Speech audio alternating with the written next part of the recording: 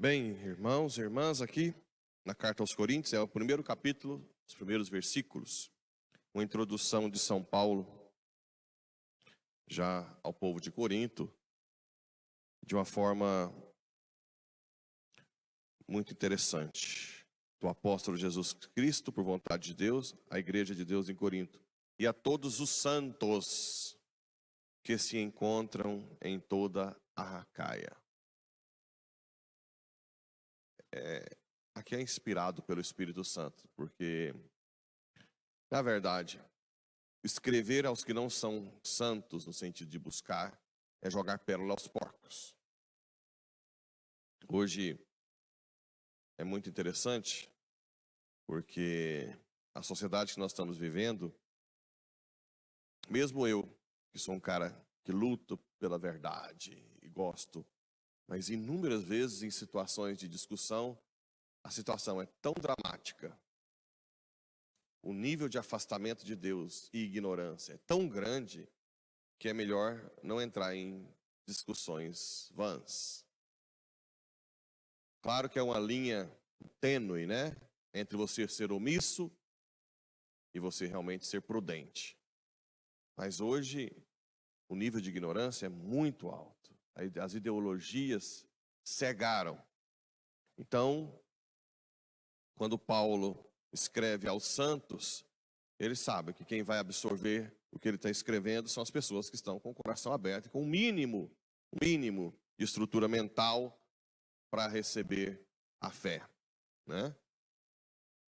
O demônio é muito esperto. Ele destruiu a sociedade em partes. Foi tirando, primeiro com o protestantismo, a confiança na igreja.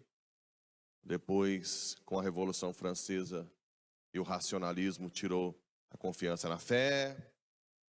Depois, com a guerra, tirou a confiança na razão. E hoje, estamos desconfiando da natureza, né? Não existe natureza de mais nada. Nós estamos destruindo nós mesmos. Então, a estrutura humana já não está pronta mais para receber a fé. Aí depois ele diz, o Pai de misericórdia e toda consolação, Ele nos consola nas nossas aflições, para que com a consolação que nós mesmos recebemos de Deus, possamos consolar os que se acham em toda e qualquer aflição. À medida que os sofrimentos de Cristo crescem para nós, cresce também a nossa consolação por Cristo. Se estamos em aflições, é para a vossa consolação e salvação. Ou seja, a cruz, ela está sempre presente no pregador, no cristão que está levando a palavra, assim como está presente também em quem recebe. Mas junto com a cruz vem a consolação para ambos, e a consolação de quem leva a palavra também serve de consolação para o aflito.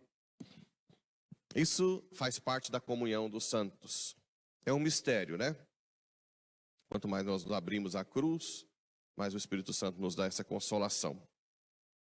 E a nossa esperança a vosso respeito é firme, pois sabemos que assim como participais dos nossos sofrimentos, participais também da nossa consolação. É uma introdução de pai para filhos, né? Tentando dar ânimo.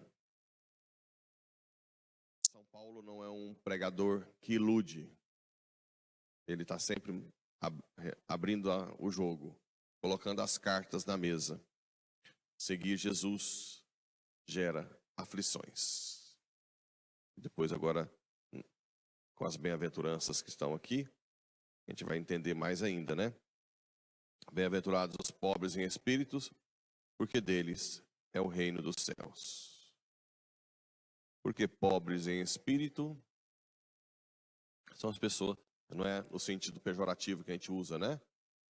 Aqui, não sei se é só Goiás ou no Brasil inteiro, pobre em espírito é como uma pessoa que não tem iniciativa, não é isso? Aqui, pobre em espírito é a pessoa que se reconhece dependente da graça. Seja rico, seja pobre. Que se deixa ser conduzido pelo Espírito. Seja rico, seja pobre.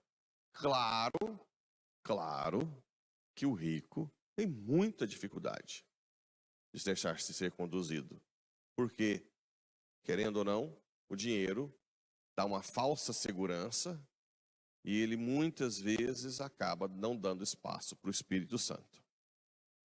O Evangelho de Lucas diz: bem-aventurados os pobres. Não diz pobres em espírito. Também é no sentido de pobre, de mendigo da graça, mas também abre uma brecha, que existe um tipo de pobre, não todos, por exemplo, esses imigrantes, que são humilhados assim absurdamente, sofrem, esses da Coreia do Norte, que nunca ouviu falar de igreja, porque lá não pode, são colocados em campo de concentração. Eu falei há pouco tempo de crianças que são órfãos, talvez mesmo no Brasil, aquele povo marginalizado, que sofre, e às vezes não teve oportunidade, ninguém nem aproximou deles para falar de Deus. Essas pessoas sofridas, miseráveis, com certeza têm um lugar no céu. É um tipo de bem-aventurança. Independente de ainda não terem sido evangelizadas, né? Pessoas que são presas injustamente por anos e anos em países comunistas, ou mesmo injustamente em países normais, que fica lá na cadeia. Tantas injustiças que sofrem. Mulheres abandonadas pelo marido, que cuida dos filhos, sofre abundantemente. Às vezes não teve também condição de ter uma experiência com Deus. Às vezes tinha 7, 8, antigamente 8 filhos para cuidar sozinha, né? Ninguém nunca ensinou a fé, morava na roça, passava fome.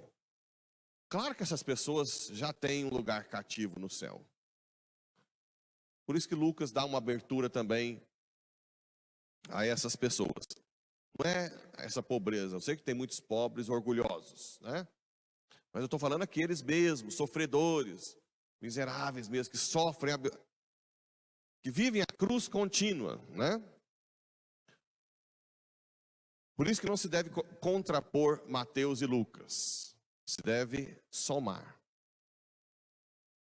Bem-aventurados os aflitos, porque serão consolados. Aí, mais uma vez, os aflitos, né? Os que sofrem injustiça. Os mansos, porque possuirão a terra. Aqui ainda tem que dar uma melhoradinha, né? O manso, aquele que não tem ira, que controla. Na verdade, posso dizer, quem tem autodomínio. Bem-aventurados os que têm fome e sede de justiça, porque serão saciados. Tem pessoas que têm aquela sede do que é justo seja feito e vê que muitas injustiças são feitas, né? Desde, por exemplo, colega de trabalho inventa uma mentira por inveja do colega e o colega é demitido. Imagina. Tem filhos para criar. É uma injustiça. Imagina essa pessoa que inventou mentira. Quanto. Agora vocês imaginam o seguinte. Vamos imaginar. Eu trabalho com o Neilton na empresa. E o Neilton é melhor do que eu. Aí eu invento para o patrão uma mentira cabeluda. E o Neilton tem 4 filhos. Aí o patrão demite. O Neilton não consegue arrumar mais fácil emprego. Os meninos começam a passar fome. Aí os meninos começam a roubar. Aí os meninos começam a traficar. Sabe quem que vai pagar por tudo depois? Aqui, ó. Às vezes a gente acha que, eu já falei que o juízo final, ele é 100% justo. 100% justo. Eu já falei que ele é para dar recompensa aos santos, da consequência social, para dar condenação aos que influenciaram mal a sociedade e para restabelecer a justiça dos caluniados, dos que foram caluniados. A pessoa que fez a mentira tem responsabilidade em todos os pecados dos filhos do funcionário demitido. O tanto que vai ser responsabilizado, só Deus sabe.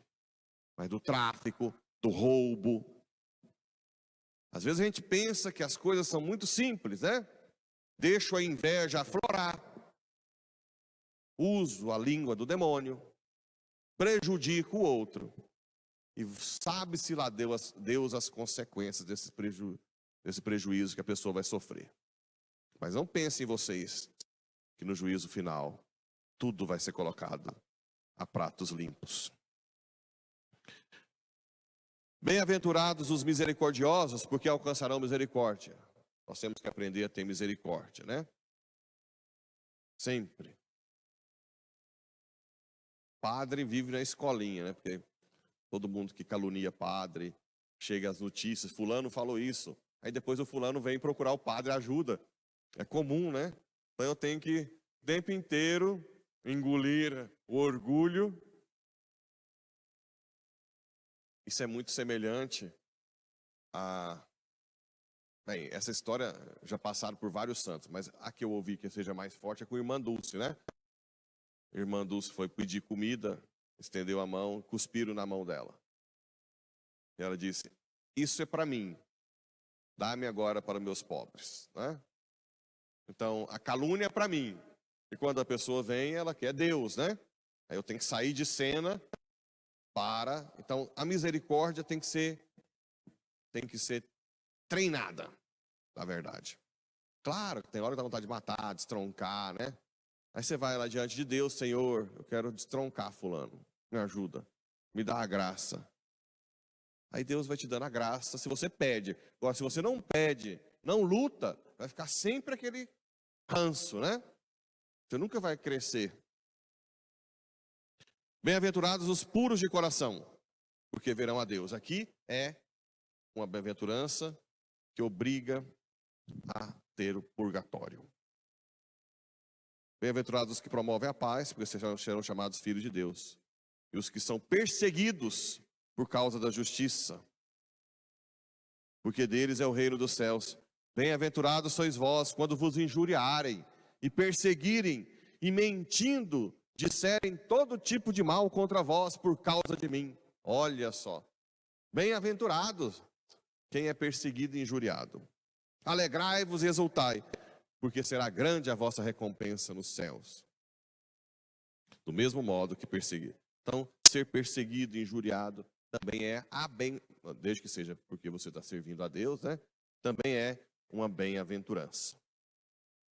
Bem, que Nossa Senhora nos dê a graça cada vez mais de nos aproximarmos dessas bem-aventuranças, nos fazendo mansos, justos, capazes de suportar as perseguições e, principalmente, puros de coração.